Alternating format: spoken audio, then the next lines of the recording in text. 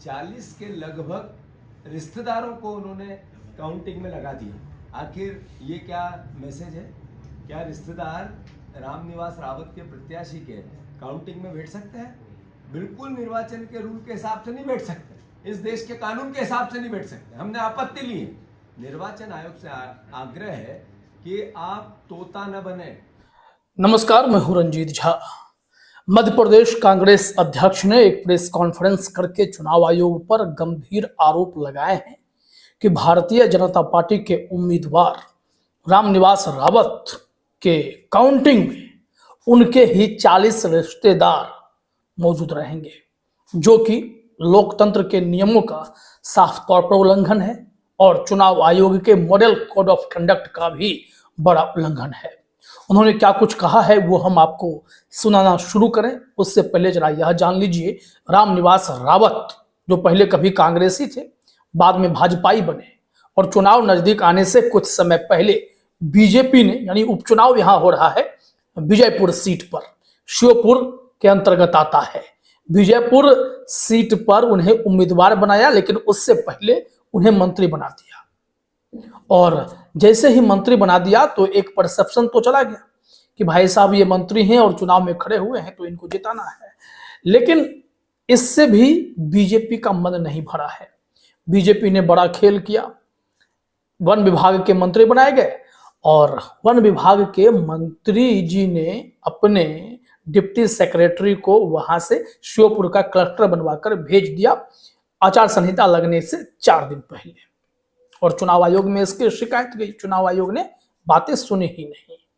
अब मंत्री जी का खास ही रिटर्निंग ऑफिसर है और रिश्तेदार काउंटिंग रूम में है, तो क्या होगा आप समझ सकते हैं। लेकिन इस वक्त लेटेस्ट रिपोर्ट क्या है, जरा आप जीतू पटवारी से यहां सुनिए। हमने 100 शिकायतें की चुनाव के पहले और चुनाव के दौरान। जैसी हमने शिकायत की वैसा ही परिदृश्य चुनाव में बना, एक संज्ञान नहीं लिया गया।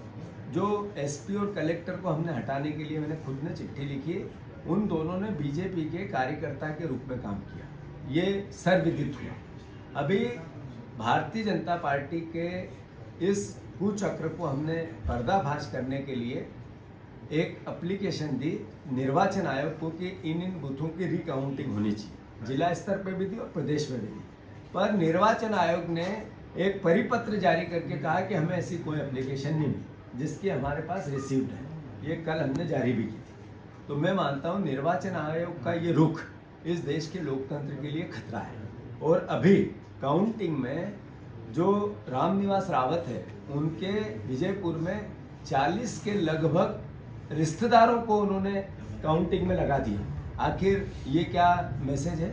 क्या रिश्तेदार रामनिवास रावत के प्रत्याशी के काउंटिंग में बैठ सकते हैं? बिल्कुल निर्वाचन के रूल के हिसाब से नहीं बैठ सकते, इस देश के कानून के हिसाब से नहीं बैठ सकते। हमने आपत्ति ली है। निर्वाचन आयोग से आग्रह है कि आप तोता न बने, आप पिट्ठू न बने। आप कृपया करके नियम और कानून के संदर्भ पालना करें।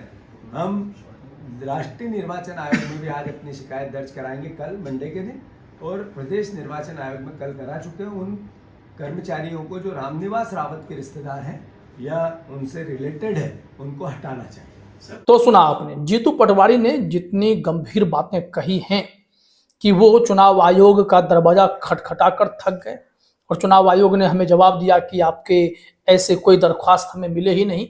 जबकि इससे पहले चुनाव आयोग ने कहा था कि जिस तरीके की शिकायत की जा रही है वैसा हमने जांच में कुछ पाया नहीं है, इस वजह से मंत्री जी के पूर्व सेक्रेटरी को, डिप्टी सेक्रेटरी को हम श्योपुर कलेक्टर बनाए रखेंगे और वही रिटर्निंग ऑफिसर भी होंगे। जबकि सबूत के तौर पर आप अपने स्क्रीन पर देख सकते हैं, एक चिट्ठी जीतू पटवारी का है, एक कांग्रेस नेता है उनका भी है। दोनों की चिट्ठी आप अपने स्क्रीन पर देखिए और इससे अंदाजा लगा लीजिए कि इन सब चिट्ठियों का भी उन्होंने कोई ढंग का जवाब नहीं दिया। और जब मामला अब पुल पकड़ने लगा है तो फिर से कांग्रेस ने कहा है कि मैं जाऊंगा, हम लोग जाएंगे चुनाव आयोग में शिकायत लेकर कि इस तरीके से मनमानी करके कोई चुनाव जीतना चाहे तो फिर क्या ही कहा जा सकता है। अब आप ही सोचिए कि एक तो पहले मंत्री बनाए गए, फिर उन्हें चुनाव में उतारा गया, बिना विधायक के मंत्री बनेंगे तो 6 महीने के भीतर तो चुनाव लड़ना पड़ेगा। बनाया गया, परसेप्शन वही बनने लगा और उसके बाद तो वन विभाग के, जिस विभाग के वो मंत्री हैं, उनका ही डिप्टी सेक्रेटरी श्योपुर का कलेक्टर बनता है।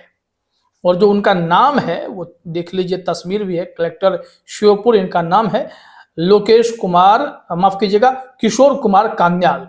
किशोर कुमार कान्याल जब वहां आए हैं तो वो मोर्चा संभाले बैठे हैं। इस तरीके से काम चल रहा है भैया। चुनाव हारना जीतना ये तो लगा रहता है, लेकिन लोकतंत्र की धज्जियां उड़ाकर कोई अगर चुनाव जीतना चाहता है तो फिर इसमें आप क्या करेंगे। तो शिकायत का इस तरीके से जवाब मिला और अब उस वक्त पटवारी ने अपने पत्र में जो लिखा था, अब उस पर मुहर लगती हुई सारी चीजें दिखाई जा रही हैं। पटवारी ने अपने पत्र में लिखा कि लोकतांत्रिक परंपराओं को दरकिनार कर नियमों की धज्जियां उड़ाई गई हैं, क्योंकि उपचुनावों की घोषणा 15 अक्टूबर 2024 को हुई थी और उसके 4 दिन पूर्व यानी 10 अक्टूबर 2024 को वन मंत्री भाजपा प्रत्याशी के विभाग में उनके अधीनस्थ कार्यरत उप सचिव वन एवं पर्यावरण किशोर कान्याल को जिला निर्वाचन अधिकारी एवं कलेक्टर श्योपुर, जिसके अंतर्गत विजयपुर विधानसभा क्षेत्र का उपचुनाव हो रहा है, वहां पदस्थ कराया गया है।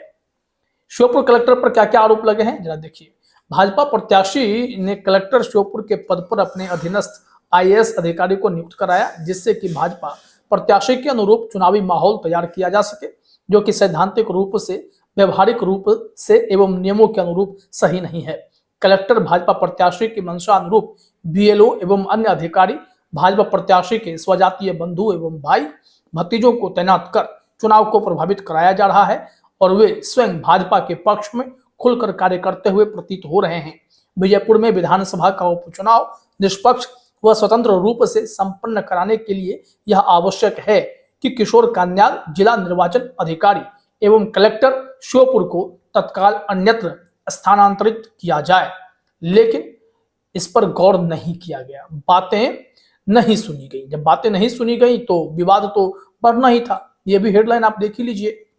इसमें कहा जा रहा है कि नहीं हटेंगे श्योपुर कलेक्टर, इसी ने शिकायत को बताया तथ्यहीन। अब तक चुनाव आयोग को मिली थी 38 शिकायतें। खैर अब तो वहां चुनाव हो गए, वहां पर छिटपुट हिंसा की घटना भी खबरें सामने आई, लेकिन उसके लिए जिम्मेदार कौन।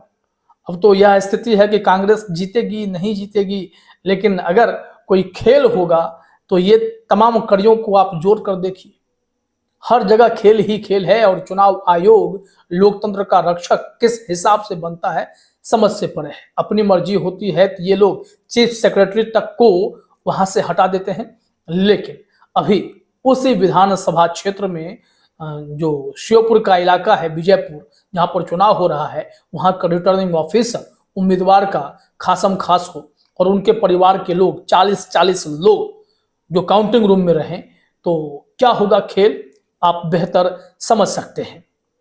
तो ऐसे में यहाँ लगातार मांग की गई और कहा जाता है कि SDM उदय सिंह के खिलाफ भी शिकायत गई थी, उनको शायद हटाया गया था। यहाँ जरा एक रिपोर्ट देख लीजिए। कहा जा रहा है कि विजयपुर के SDM उदय सिंह सिकरवार के खिलाफ आयोग में शिकायत की गई थी। इस मामले की जांच कराने के बाद आयोग ने उदय सिंह सिकरवार का स्थानांतरण जिले से बाहर करने के निर्देश दिए थे। गुना जिले में पदस्थ तहसीलदार अमिता तोमर का राज्य शासन द्वारा प्रतिबंधित अवधि में श्योपुर जिले में स्थानांतरित किया गया था। तोमर के स्थानांतरण को लेकर शिकायत की गई, जिसके बाद निर्णय लेकर अमिता तोमर के स्थानांतरण के क्रियान्वयन को स्थगित किया गया।